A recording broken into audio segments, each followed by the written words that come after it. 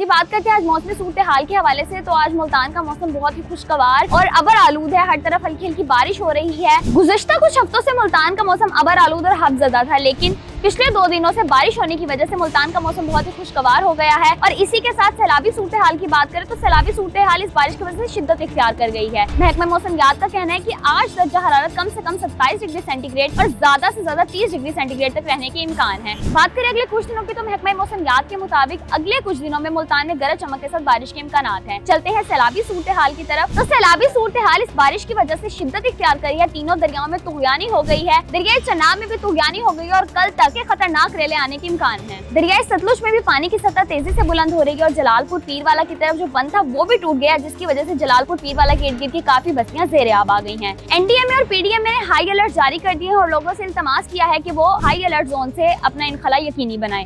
Rescue team और इंतजामिया अपनी तरफ से मुकम्मल कोशिश कर रही है और लोगों के इनखला को यकीनी बना रही है।